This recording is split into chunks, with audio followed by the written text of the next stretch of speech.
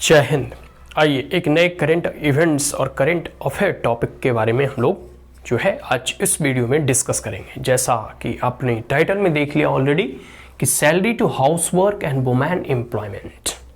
ठीक है, एक प्रकार से कह सकते हैं कि in patriarchal nature of the society there were many gender discrimination. ठीक है, बहुत सारे ऐसे कह सकते हैं कि जेंडर डिस्क्रिमिनेशन जो है पूरे के पूरे समाज में व्याप्त है, और सिर्फ ये इंडिया की नहीं, वर्ल्ड ओवर आप देखोगे तो एक समय भारत में जैसे आज़ादी के बाद 1947 में की आज़ादी के उपरांत ही सभी को राइट टू इक्वलिटी के तहत जो है सभी को वोट डालने का अधिकार मिल गया।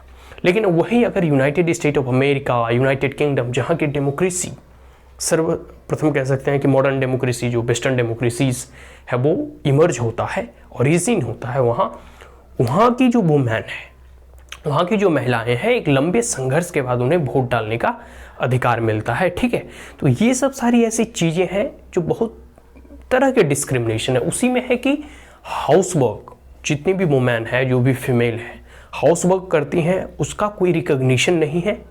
उसे जो फॉर्मल इकोनॉमी है उसमें कोई उसकी गणना नहीं होती। बेजेस के बारे में बताऊं तो अगर फॉर्मल इकोनॉमी या फॉर्मल सेक्टर में भी अगर वो जॉब कर रही हैं, इन दैट केस उन्हें इक्वल बेजेस नहीं मिलते as par with the men. ठीक है, काउंटर पार्ट। तो और है वुमेन एम्प्लॉयमेंट। जैसा कि कोविड-19 की त्रासदी से सभी पूरा विश्व जूझ रहा है और सभी को मालूम है कि मेल हो या फीमेल हो, इरिस्पेक्टिव ऑफ एनी जेंडर, जो है इससे पूरे के पूरे देश की इकोनॉमी, पूरे के पूरे विश्व की आर्थिक गतिविधि धीमी पड़ी, और कह सकते हैं कि इससे वुमेन एम्प्लॉयमेंट पर नेगेटिवली और प्रेजेंट इफेक्ट पड़ना स्वाभाविक था। ठीक है, तो यही आज इसके बारे में डिस्कस करेंगे। ऐसा कहा जाता है कि 352 मिनट डेली, 352 मिनट डेली जो है फीमेल के द्वारा, और 51.8 मिनट, 51.8 मिनट डेली मेन के द्वारा। ठीक है, एक प्रकार से अनपेड वर्क डेली, बिना कोई आय के ये लोग काम करते हैं daily. 352 minutes for female and 51.8 minute for male.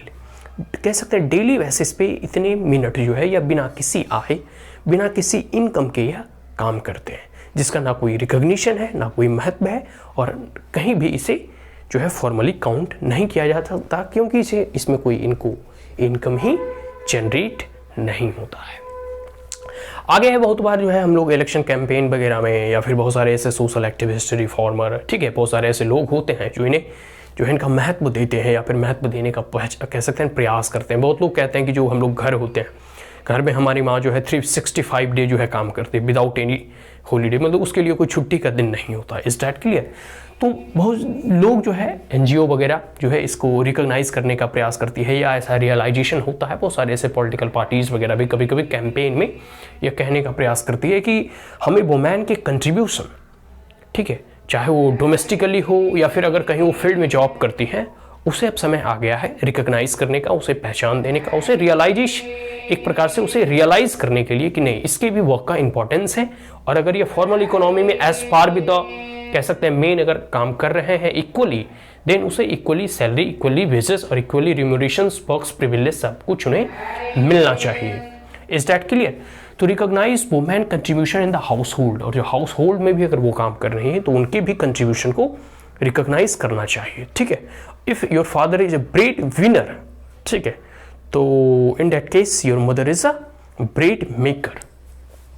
ठीक है, आगे है इशू, कुछ ऐसे इशू हैं जिसके बारे में डिस्कस करेंगे। उसके बाद कुछ ऐसे मेजर्स और स्टेप्स जो हमें हमारे द्वारा या हमारे समाज या हमारे सरकार के द्वारा उठाए जाने चाहिए, कुछ ऐसे स्टेप्स जो लिए जाने चाहिए, उसके बारे में भी हम डिस्कस करेंगे। सबसे पहला issue of women employment. Women employment के इशू के बारे में जानेंगे। इस कोविड-19 की वजह से सब की सब जो है लॉकडाउन वगैरह लगा, भारत में भी जानते हो कि फर्स्ट लॉकडाउन जो हमारा लगा था वो बहुत रिग्रेस इन नेचर था। पूरी की पूरी गाड़ी, मोटर, वाहन, फैक्ट्री, स्कूल्स, कॉलेज, हॉस्पिटल तो खैर खुले थे, बाकी सब चीज़ जो है बंद हो चुके थे। ठीक है, हॉस्पिटल भी खुले थे किसके लिए? सिर्फ कोविड पर्पस के लिए। जनरल ट्रीटमेंट वगैरह या ओपीडी भी बंद थे। ठीक है, तो इशूज ऑफ वुमेन एम्प्लॉयमेंट के बारे में हम लोग जानेंगे। तो कोविड-19 और पेंडेमिक के कारण लॉकडाउन जो हुआ, ब्रोजनिंग वुमेन्स एम्प्लॉयमेंट, बिकॉज वुमेन जो है बहुत ही केयरिंग, नर्चरिंग और कह सकते हैं कि हाउस होल्ड वर्क करती थी। ठीक है, जिसमें कि फिजिकल कांटेक्ट अधिक होता था। इसके कारण जो है लॉकडाउन लगने के कारण वायरस के ट्रांसमिशन को देखते हुए पूरी की पूरी जो है इन्हें जो है घर में ही रहना पड़ा। ये कहीं आउटडोर जो है वर्क करने के लिए नहीं जा सकती। आगे है अर्बन एरिया, तो इससे और अधिक इम्पैक्ट रहा, क्योंकि बहुत सारी जो है कह सकते हैं फीमेल जो है अर्बन एरिया में जो है काम करती है। रूरल इंडिया में तो घर में ही रहना होता है, हाउस होल्ड काम ही देखते हैं, लेकिन अर्बन एरिया में जो फीमेल या वुमेन है वो घर के बाहर ही फॉर्मल इकोनॉमी में भी काम करती थी। और इस कोविड-19 और लॉकडाउन की वजह से पूरी की पूरी जो है, चाहे शॉप हो गए, मॉल्स हो गए, या फिर कहीं भी जहाँ भी कोई व्यक्ति काम कर रहा हो, शट डाउन हो जाने की वजह से सबका रोजगार जो है चला गया। आगे है वॉलंटियर वर्कर्स जो भी कुछ होते हैं, जैसे आशा दीदी हो गए, ठीक है, गाँव वगैरह में आशा दीदी होते हैं, आंगनबाड़ी वर्कर्स वगैरह होते हैं, not recognized as a full time worker. उन्हें जो है as a full time worker के तौर पर कभी भी रिकॉग्नाइज नहीं किया जाता, और इसके कारण जो है डिनाइड ऑल लेबर राइट्स, और जितने भी इनके लेबर राइट्स होते हैं, जो उनके अधिकार होते हैं, इससे भी इन्हें वंचित होना पड़ता है। पेड डोमेस्टिक वर्क, देखो बहुत सारे ऐसे वुमेन है जो कि पेड डोमेस्टिक वर्क करते हैं, जो घरेलू कार्य होते हैं, ठीक है, उसे भी एक प्रकार से नेग्लेक्ट रखा जाता है, क्योंकि वो ऑर्गेनाइज्ड फॉर्म में नहीं है, उसका कोई कहीं रजिस्ट्रेशन नहीं है, कहीं कोई बैंक में सैलरी नहीं मिलती, वो हैंड टू हैंड बात होते हैं, 1-2 घंटे के काम होते हैं, इसके लिए उतनी सैलरी और या फिर जो भी सोशल सिक्योरिटी स्कीम्स होनी चाहिए वो भी उससे वंचित रह जाती हैं, कोई पीएफ और पेंशन नहीं। तो एक प्रकार से डोमेस्टिक वर्क भी जो जितने होते हैं, जो वुमेन्स वहाँ एम्प्लॉय होते हैं, उनके लिए भी एक प्रकार से एक ऐसा कह सकते हैं कि उन्हें भी लेबर लॉज और पॉलिसी से नेग्लेक्ट रखा गया, ठीक है, क्योंकि जितने भी लेबर लॉ हैं या पॉलिसीज हैं वो उसी के लिए लागू होंगे जो फॉर्मली कहीं किसी का रिकॉग्नाइजेशन है, कहीं किसी का आइडेंटिटी कार्ड है, किसी फॉर्मल इकोनॉमी में वो काम करता है, किसी कंपनी में वो रजिस्टर्ड है और काम कर रहे होते हैं उस परिस्थिति में। अदरवाइज ना उसका कहीं नाम है, ना कहीं रिकॉग्निशन है, ना कहीं ईपीएफओ वगैरह में ऐड है, ना कहीं कोई पेंशन, ना कोई, मतलब एक प्रकार से कोई उसका कहीं भी गवर्नमेंट डॉक्यूमेंट में आइदर द प्राइवेटली फिल्म और कह सकते हैं कि पब्लिक फिल्म में कहीं कोई उसका नाम ऐड और कह सकते हैं रिकॉग्नाइज ही नहीं होता। तो बेस डिफ्रेंसिएशन भी है, अगर कोई फॉर्मल इकोनॉमी में भी अगर मेल और फीमेल काम करते हैं तो एज कम कह सकते हैं counter part with the male, the female employ get less services, ठीक है। हालांकि ये कहीं भी लिखा हुआ नहीं कि भाई अगर कोई वुमेन है, कोई महिला है तो उसके पास कम दिमाग होगा। दे आर इक्वली, कह सकते हैं कि अगर उन्हें सही से एजुकेशन दिया जाए, सही से ट्रेनिंग दी जाए, सही से स्किल प्रोवाइड किया जाए, सही से अपॉर्चुनिटी, इक्वल अपॉर्चुनिटी प्रोवाइड किया जाए, ठीक है, तो they can be equal as compare to other male counter part, कह सकते हैं वो एक समान होंगे, उसमें कोई जो है भेदभाव नहीं होगा। और कहीं भी ऐसा नहीं लिखा हुआ है कि they are physically weak, they are mentally weak, ठीक है, ऐसा तो कहीं है नहीं, अप्रूव भी नहीं हुआ, ठीक है। लेकिन फिर भी ऐसा कह सकते हैं एक नेचर होता है, पैट्रियार्कल नेचर ऑफ सोसाइटी, जिसमें कि हम उसे कमतर करके आंकते हैं, ठीक है, हम उसे इक्वल बेसिस, इक्वल एक प्रकार से कहते हैं समानता देने का जो है प्रयास नहीं करते। स्वामी विवेकानंद ने कहा है कि अगर हमारे देश की जो है 50% पॉपुलेशन, या फिर एक प्रकार से कह सकते हैं पूरे के पूरे मानव समाज का, या फिर वो जब अपने राष्ट्र को संबोधित कर रहे थे तो पूरे इंडिया को कह सकते हैं कि संबोधित करके कह रहे थे कि अगर 50% ऑफ द पॉपुलेशन को अगर आप इक्वल राइट्स, इक्वल अपॉर्चुनिटी और इक्वल रिकॉग्निशन नहीं देंगे तो वह राष्ट्र, वह कह सकते हैं कि देश, वह समाज कभी भी फलीभूत या फले बढ़ेगा नहीं, ठीक है। क्योंकि आप हाफ ऑफ द पॉपुलेशन को आप इन डार्क में रखना चाहते हैं तो वह देश कितना प्रगति करेगा, आप इसका अंदाजा स्वयं लगा लें। अब है कि कुछ स्टेप्स उठाने चाहिए, कुछ ऐसे मेजर्स और कुछ स्टेप्स लेने चाहिए जिससे कि इसे सुधारा जा सकता है। तो सबसे पहला है कि जेंडर पार्टिसिपेशन पे बहुत सारे कैंपेन, नुक्कड़ नाटक, अवेयरनेस का कैंपेन चलाना चाहिए।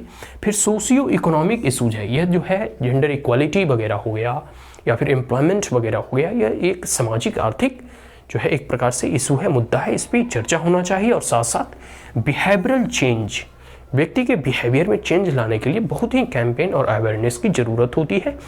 मेंटली सेटअप जो है एक दिन में चेंज नहीं होगा, it will take generation to change this all sort of deformities which is prevail in the society.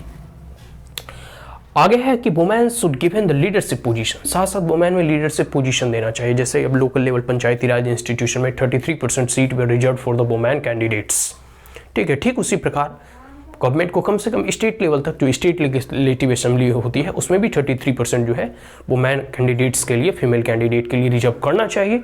ठीक है, भले ही आप संसद में कर रहे हो और नहीं कर रहे हो, लेकिन संसद में बिल आया था वो अभी पेंडिंग है।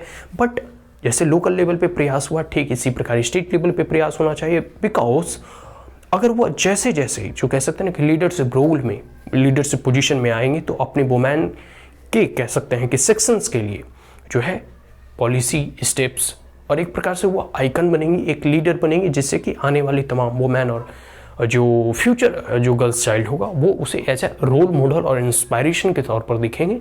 तब जो है वो अपना फुट प्रिंट कह सकते हैं कि प्रिंट जो है आने वाले समय में फॉर्मल इकोनॉमी, फॉर्मल जॉब में भी काम करके पढ़ लिख कर वो आगे जो है एक समान आगे बढ़ सकते हैं। तो लीडरशिप पोजीशन में जो है उन्हें लीडरशिप रोल देने की जरूरत है।